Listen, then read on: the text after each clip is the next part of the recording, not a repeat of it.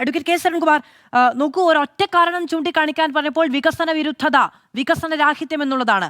നിങ്ങൾ ഈ തെരഞ്ഞെടുപ്പ് കാലം മുതൽ മുഴുവനും കോൺഗ്രസിനോട് പറഞ്ഞത് വികസനം ചർച്ച ചെയ്യൂ, വിവാദം ചർച്ച ചെയ്യാതെ എന്നാണ്. അതായത് നിങ്ങൾക്ക് ഏറ്റവും ആത്മവിശ്വാസമുള്ള വികസന മേഖലയിൽ തന്നെ ഭരണവിരുദ്ധ വികാരത്തിന് വലിയ കാരണങ്ങളുണ്ട് എന്നാണ് UDF വിലയിരുത്തുന്നത്.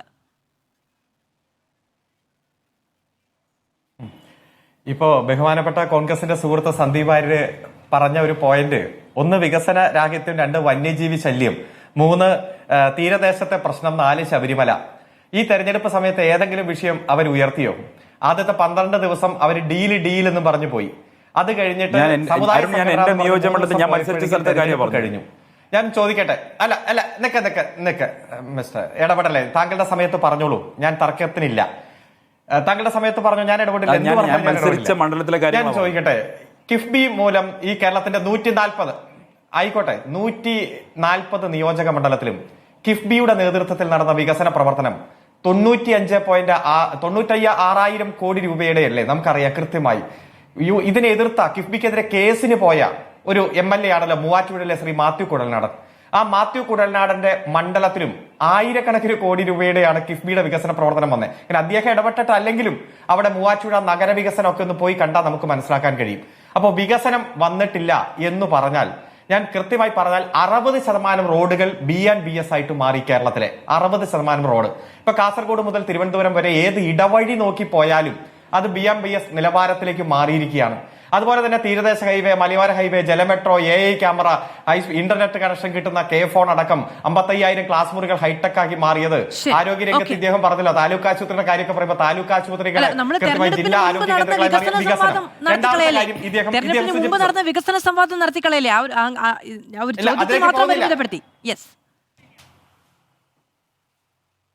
അല്ല, ചോദ്യത്തിൽ മാത്രം ആണല്ലോ പരിമിതപ്പെടുത്തുന്നത്. കാരണം തെരഞ്ഞെടുപ്പിന് മുമ്പുള്ള കാര്യങ്ങളല്ലേ ഈ ചർച്ചയുടെ ആധാരമായിട്ടുള്ള കാര്യം. തെരഞ്ഞെടുപ്പിന് ശേഷം 3-4 ദിവസം കൊണ്ട് വേറെ വിപ്ലവമൊന്നും സംഭവിച്ചില്ല. തെരഞ്ഞെടുപ്പിന് ശേഷം നടന്ന ഈ കണക്കുകൂട്ടലുകളെ കുറിച്ചാണ്, ആ വിപ്ലവത്തെ കുറിച്ചാണല്ലോ നമ്മൾ ഈ ആത്മവിശ്വാസം അമിതമാണോ എന്ന കാര്യത്തിൽ ഒരു ചർച്ച നടത്തുന്നത്.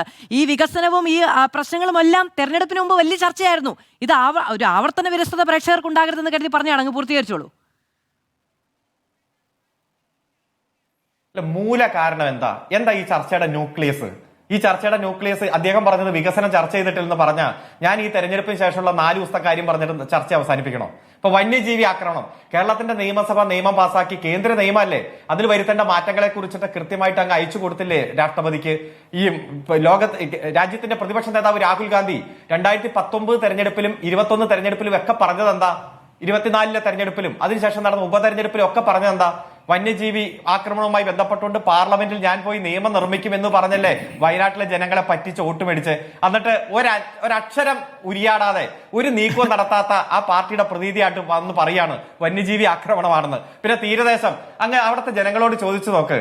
ആ ഓഖി ദുരന്തത്തിൽപ്പെട്ടവരെ അടക്കം പുനഃഗ്രഹം പദ്ധതിയുടെ ഭാഗമായി ഫ്ളാറ്റ് നിർമ്മിച്ചു കൊടുത്ത് എത്രയോ പാക്കേജുകൾ നടപ്പാക്കി. ആ തീരദേശത്തുള്ള ആളുകളൊക്കെ വളരെ ഹാപ്പിയാ. പിന്നെ ഇവിടെ ലാസ്റ്റ് പറഞ്ഞ ശബരിമലയാ. ഇതൊക്കെ ചർച്ച നടത്തണം. ഒറ്റ വാക്ക് പറഞ്ഞ് ഞാൻ അവസാനിപ്പിക്കാം.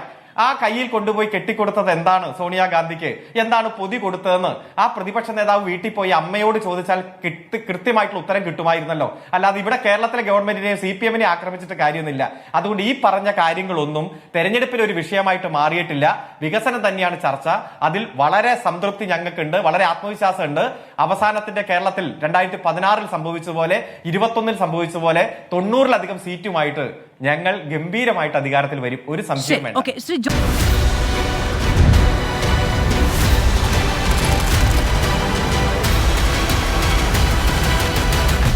Debate with Madhu Saji.